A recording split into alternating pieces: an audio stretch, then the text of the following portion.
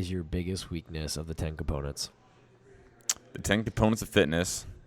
What is your biggest one? What's the biggest? It used to be flexibility. Mm-hmm. I'm much better at it now than I can touch my toes now. So that's a significant increase. Yeah. I would say balance. Hey, honestly, I'm looking at the list. Like balance. I fall down at least once a day. Yeah. I mean, your mountain biking trips also speak a lot too. You don't. I fall down almost every. I have a scab on my shin. I didn't technically fall down, although I do fall down a lot. That's not like yeah. I fall down a lot. Okay, so which is embarrassing to say, but it's true. I fall down. Hey, but you gotta work on it. Yeah, it's not something that you just have all the time. And I was gonna say of all the 10, they're all important. I'd say balance is the one. Well, no, I was gonna say balance is one of the lesser important. No, I'd put it up there. Fall proof right there. Yeah, I'm not fall proof. Yeah. Anti-fall. Oh, wait, no. You're pro-fall. Yeah, and like my handstand walking isn't good. Pistols I have trouble balancing. I'd say balance. That's hard. Balance. Hard for me. Totally. Mine used to be flexibility too, but that's one. I would still put it up there, but it's getting better, much better. I can touch my toes too without now hesitation. That's something that can be trained. Yeah, it's fun. Practiced. So, trained. That one's trained. Yep.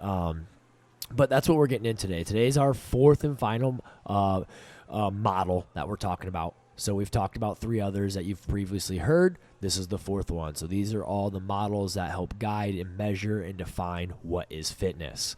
So we've gone through the hopper. We've gone through the sickness, wellness, fitness continuum. We've gone through all of them, metabolic pathways. And now we're on to the 4th and final one, which is, Ken, go ahead and reveal. The 10 domains of fitness, 10 general physical skills of fitness. Yeah. It's one of the 4 measures of health. So how this came to be, 10 fitness domains. CrossFit didn't invent these. Give credit where credit is due. The people that made these his name is Jim Crawley and Bruce Evans of a company called Dynamax early in the early 2000s. Sweet. Yeah. I think they used to make med balls. Don't quote me on that. But I believe so. They did something with fitness equipment. Yeah. So they came up with these 10 general physical skills, and they said these are the 10 things that you should practice. Greg Glassman came along and how do you say, exponentially expanded upon it? Yeah, expanded upon that because he didn't add anything. So he increased the importance of it. It's not just like 10 things you should work on. He put more value behind it. He said you are only as fit as your worst of the 10 fitness domains. Right. Or the 10 physical skills. So that's where CrossFit came out. This was actually the first model of fitness. If you look at the CrossFit Level 1 handbook, is the 10 general physical skills. Yep, if we go in order, Yes. So we're not going to bore you with the definitions of all of them, so we're not going to read them all one by one. But what the 10 general physical skills are, and I'm not looking at my notes for these. I got them locked in. Yeah. Right? So we have cardiovascular and respiratory endurance. We have stamina. We have strength, power, speed, flexibility, agility, accuracy, balance, and coordination. All right there, all 10. All right, now here's the catch with these is I can teach my dog to memorize words. Memorizing them doesn't mean a thing, right? You gotta be able to understand them, and more than that, you need to be able to apply them as far as why is this important and how do I implement them into my training and why is this going to benefit me, right? So they're broken out into 2 different categories. We have organic and we have the neurological. Okay. So organic means that there is a physical change going on in the body. Neurological means that it is a mental component of the movement. So we're going to go through each of these individually, but first there's 2 that get confused very often, especially when you're trying to learn them and you first hear them. That the first 2 on the list were cardiorespiratory endurance and stamina. Yeah, that's an easy one to kind of. Well, they seem the same. Yeah, they sound very similar, right? Yeah. But there is a significant difference between them. So do you want to take this one? Or you want me to? No, go for it. Okay. Cardiovascular respiratory endurance, that has to do with the exchange of oxygen in and out of your body. The easiest way to explain this one is if you go for a 1-mile run or a 400-meter run and you are going as fast as you possibly can and you get to a point where you can't go anymore, that's not necessarily muscle fatigue. Like your legs might be tired, but that's not the reason you have to stop. You have to stop because your body can no longer give you as much oxygen as you need to keep going. Right? That's endurance. Stamina, on the other hand, has to do with your muscular stamina and how your body produces energy and keeps you moving. Easiest way to explain that is if you're doing a maximum set of push-ups, right? If you're on push-ups number 15, 16, 17, 18, and you can't quite do 19, you're not out of breath. It's not a problem of oxygen intake, right? Yeah. Well, maybe you will be, but that's not the stopping. That's not the limiting factor. The limiting factor is the lack of ATP, the lack of energy in your chest muscles and your triceps, right? So that's what the difference is. Is the endurance has to do with oxygen coming in and out. Stamina has to do with your muscular stamina. Yeah. And like you just said, I think an easy way to define that in simplest terms is one's restricted by your breath. If you literally can't breathe like through it, that's how you can classify that. And the other one being your muscles cannot fire anymore. And push-ups is a great example. So I like how you pulled that one because everyone's fairly familiar how fast push-ups go and how tough they are. And you're like, what the heck? Yep. And one isn't more important than the other. No. You need them both. Absolutely. If you get a marathon runner that can run a marathon in 2.5 hours, a full marathon in 2.5 hours, crazy. God bless you. Yeah. That's awesome. If you can't do 15 push-ups, you have a deficiency. Yeah. Likewise, if you can do 75 push-ups and it takes you an hour and a half to run a mile, then there's a deficiency. Right? So if you specialize in one of them, you are doing it at a detriment to the other. So the CrossFit methodology is training all 10 of these equally. So if you have one of those that you know right off the bat, like, yeah, I can do a lot of push-ups or I can do a lot of squats, but my running sucks. Cool. There's your deficiency. Yeah. And I like this one because in its simplest way, it's easy to target what you can improve upon. You don't have to do too much thinking. You go like, my flexibility is not so good. You got to work on your flexibility. Like it's pretty straightforward. If you're not so good at one of these categories, you know that's your deficiency, and your goal is to improve that because you're only as fit as you are, again, as your weakest one. So if you got no flexibility, then that's something you got to work on. Right. And flexibility being the next one, and it's exactly what it sounds like. It's the active range of motion of a joint. If you can't touch your toes, that is a lack of flexibility. It is something that can be trained. If you say that your flexibility sucks, it's cool. I get it. Mine does too, to a certain extent. It used to be a lot worse. Yeah. It can be trained and it can be improved. Absolutely. 100%. It's not like with flexibility, it's not pretty. Like I think this is my projection is with a lot of people when they think about flexibility, mobility, they hear this term like, yeah, I definitely need to work on it. I suck, or my flexibility is this or that. And the thing is that it's not enticing to do, but it's very vital. It helps with injury resilience, and it also improves upon those other categories. Strength, power, all those things become more proficient when we can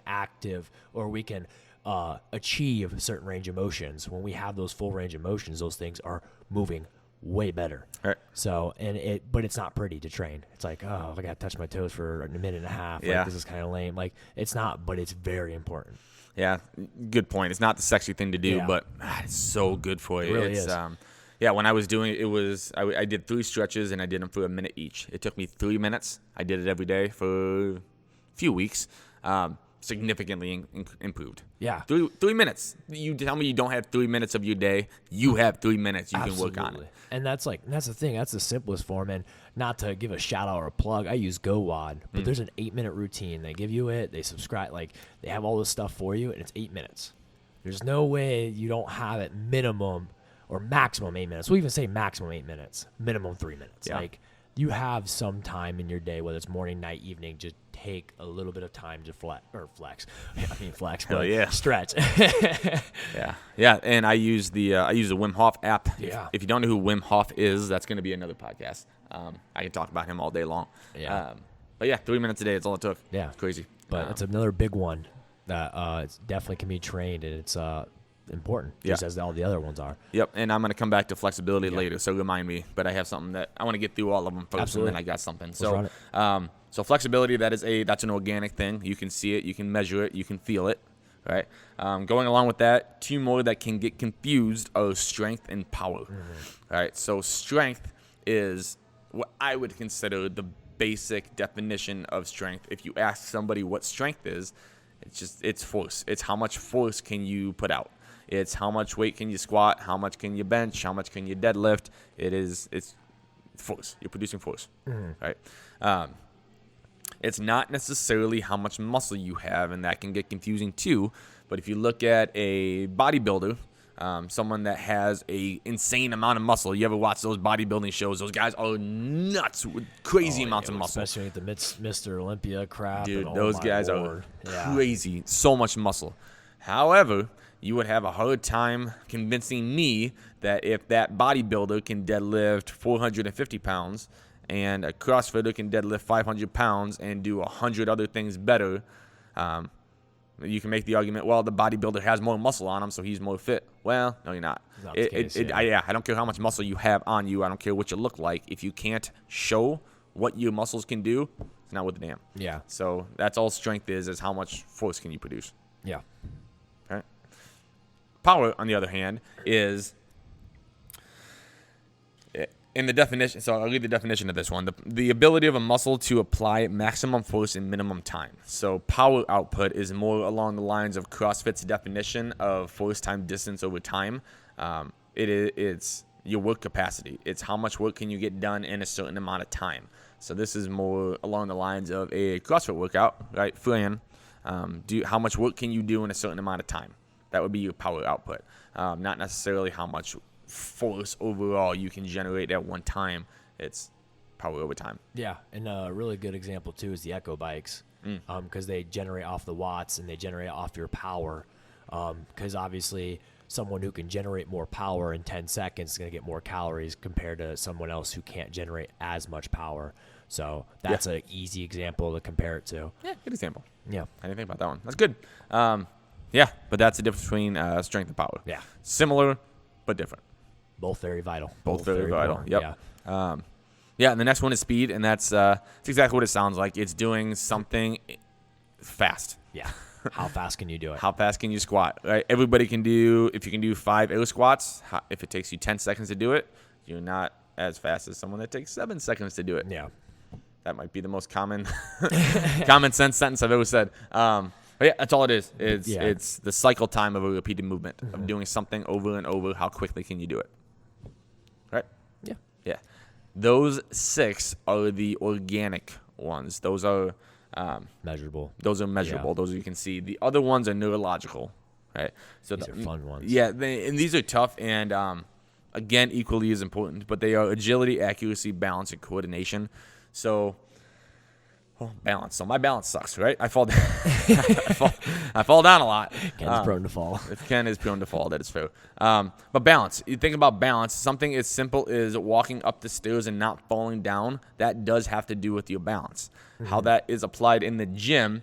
I just taught the snatch in class, right? Being able to do a power snatch where somebody is jumping from one position to the next position, and they're catching a weight. At a certain point, in this case, they were catching a weight over their head. To be able to do that, you need a certain amount of balance. Oh, for sure. Because right? If you don't, you'll know because you go forward or you go backward. Yep. Yeah, that's a real quick tell. Yeah.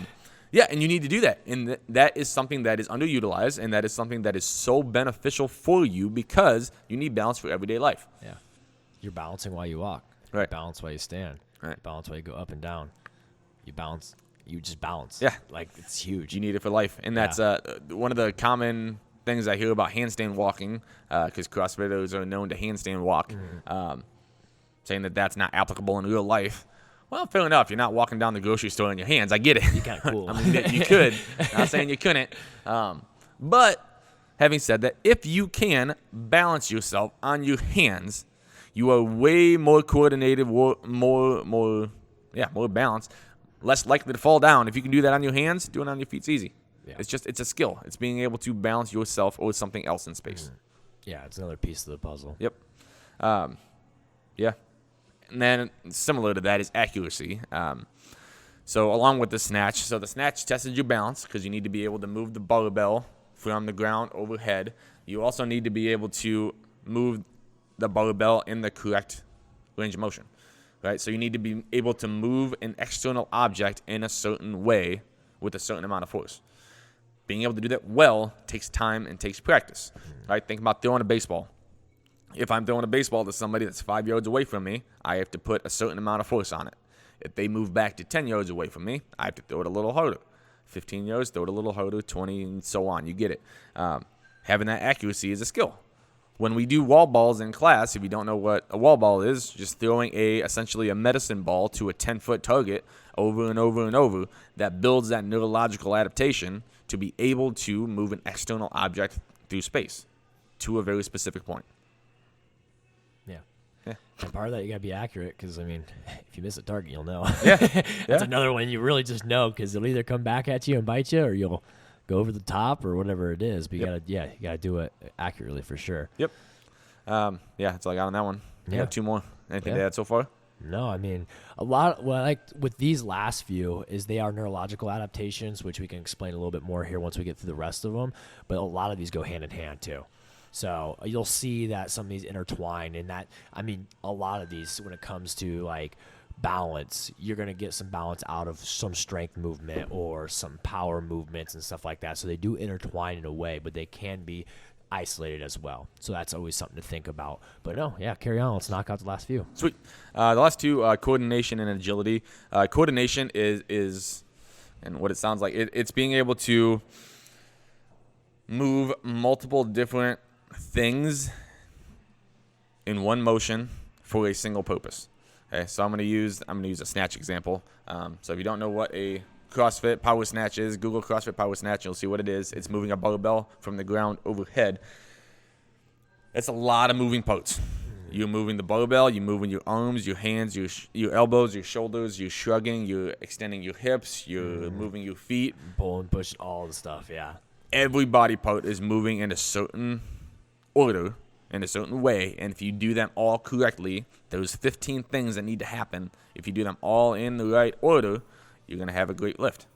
Right? That's where coordination comes in. Yeah. At a simpler level, it's being able to, get the keys out of your wallet or catch a ball or pass a baby to somebody else. I don't know. No, I mean, that's an extreme example. I hope you have the coordination to do so. Yeah, me too. Like, oh no.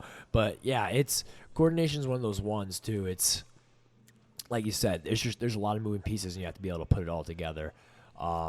And snatch is a really good example because it does require a lot of coordination because there is moving pieces. The same goes for the clean. Even when we go to a dumbbell snatch, it's a little bit more simple because we're just hanging on to one implement, but there's still a lot of moving pieces to that aspect, and especially if it's alternating because now we're changing hands, we're passing that dumbbell back and forth. So, coordination is just the ability of your body to react is how I like to think about it. So it's a good one. It's another good one, especially because it goes hand in hand with balance. Yeah. You have to have a little coordination because if you do go to fall, you got to have some coordination to catch yourself appropriately or however that looks. Yep. Yeah. And last one is agility. And again, it's what it sounds like. What I think of when I think of agility is going back and forth effectively, efficiently, being able to move your body from point A to point B back to point A. Change rapidly. Yep. Again, you need to be able to do it. It sounds basic and it's important. Yeah. No, absolutely. And I think like these last few are ones that they can be the most frustrating because they aren't measurable and they take a lot of practice. And that's the big thing. But before we get into closing comments or getting a little bit deeper with some of the concepts, do you have anything else that you want to dive into in those last 4? Just that as you get older, as you get into your 40s, 50s, 60s, 70s, these become so important. And this is an aspect of fitness where if you don't use it, you lose it. You hear all the time about people in nursing homes like falling down, not being able to get back up, they're losing their balance, they're losing their strength, they don't have it. Doing these things inside the walls of a CrossFit gym under the supervision of a coach, you get them and you get to keep them forever. Yeah. It's a cool thing. Something you're constantly practicing and training by doing what we do in here. Exactly. It's nothing you can see. Again, it's neurological, but you can tell the difference.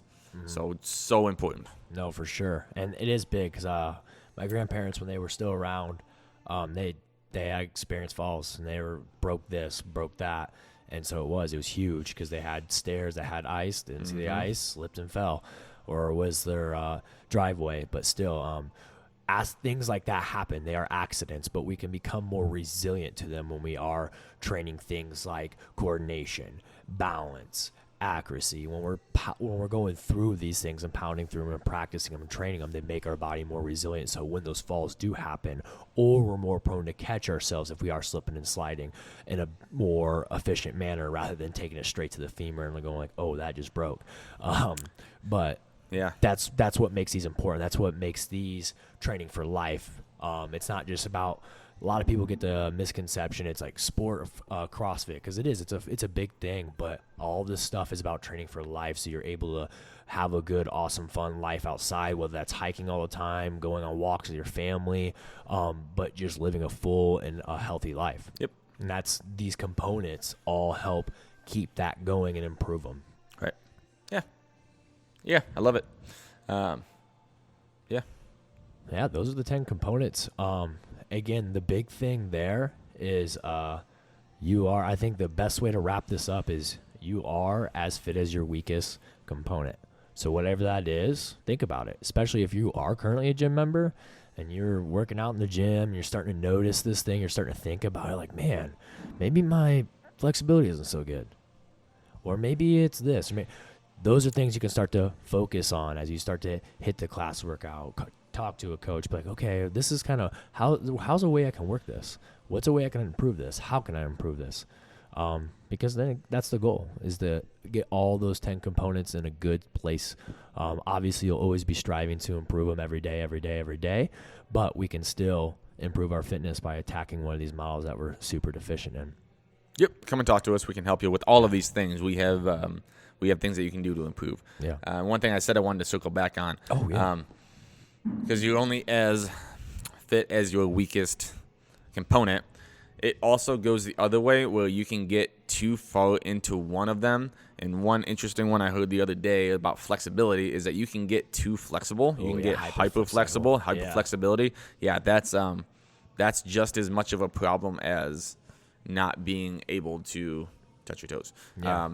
And that goes for any of them. Like if you do have people doing crazy deadlift weights, if you can deadlift 600, 700, 800, 900 pounds, like at a certain point, you are well past the benefits that you get from doing deadlifts. Like once you can deadlift 600 pounds, stop deadlifting 600 pounds. That's my opinion. But yeah, the reason for deadlifting is to get your back nice and strong, to get your midline, hamstrings, everything strong. At a certain point, you're going too far one way. And that goes for any of them. And that just, flexibility came up in my head as one that, yeah, for sure. If you're hyper flexible and your joints are going too far in one direction, then you could be more at risk of an injury. So for sure. Work on your other things, work on your deficiencies, as well as know what your strengths are and go for. I think, like you said, that hyperfixation on one of them definitely comes into play. A big one I always think about is runners, because we always constantly get running, and that's what their obsession is. And they're like, well, my running's stagnant. Or it's like, I haven't seen my run improve, and they start doing this stuff, and they start focusing on a little bit of the power and the strength and the other things. And then all of a sudden, they're like, yeah, my running's going so much better now. And they're not running all the time. It's that specificity. When you go with one focus or too narrow of a focus on one thing, yeah, that thing is going to skyrocket or become very awesome, or whatever you want to classify it as, or it can go the other direction with flexibility. But the idea there is now we're losing everything else and ground other things. So that's where, like, finding the balance between all 10 components is the goal. Obviously, it's not easy. Yeah. People are improving upon it. They might be doing CrossFit for 20 years or 2 years. Everyone's always constantly trying to improve those and balance those out and making sure they're moving in the right direction. But it's always making sure we don't get too hyper-focused on one area and we let the flexibility go because we're just consumed by strength, or we let this go because we're consumed by the one thing. Right, and that encapsulates the whole what is fitness, the four models. They all work together. They're all interchangeable, and this one goes right hand in hand with all the other ones of CrossFit is developing a broad general base of fitness, one that is the best for life, and convincing me that there is another model of exercise or fitness that is better than this one, then you got to convince me that one of these models is incorrect and that there's a better way to do it. And usually that means specializing in something, and when you specialize, you are doing that at a detriment to a lot of other stuff. Yeah. That's why CrossFit is the best methodology. That was a beautiful note to end on, Ken. Sweet. That was money. Do you have anything else to comment on before we wrap up the episode here? No, I'm glad we did this. I like Yeah. these are like, this is CrossFit 101 that everyone should know, and I'm glad that we're doing these and talking about them because I haven't dove into these in a long time, so I'm glad we're doing this. It's fun to talk about them. It's always nice as coaches to get that refresher and just get some enjoyment out of it. But those that are listening, if you guys have questions about these models, or maybe some it's the roots of CrossFit, and you want some more information about this stuff, as always, just find us. Yeah. Well, whether we have the answer, we'll lead you the answer one way or another. We'll give you what we got and help you understand, because that's part of the process is learning. Everyone's always learning, and CrossFit's it's a beautiful thing. There's a lot to it. I enjoy it. Ken loves it. Seth loves it. We all love it. So it's our passion. So if you guys ever have questions about any of this stuff, whether it's training or whether it's just some of the methodology, again, always find a coach, and we'll get you hooked up on that end of things. Yep, that's it. But other than that, that is part number 4 of the models defining and explaining what is fitness. Yes. If you wanted to read the full article, you can Google. I believe it's called "What Is Fitness," right? Yeah, just literally Google "What Is Fitness." CrossFit article "What Is Fitness." It was written in October of 2002, so that's dating ourselves a little bit now. It's going to be 20 years old, and it holds up. Every bit of it holds up. It's so worth reading. So absolutely. CrossFit "What Is Fitness" article. Yep. Read it. Absolutely. Google it. Read it. If you have questions, let us know. Yeah. But that's been today's episodes. For those that are listening and watching, thanks for always tuning in. Make sure you guys leave a like. Don't forget to follow for future episodes to come, and we'll see you guys on the next episode. Bye.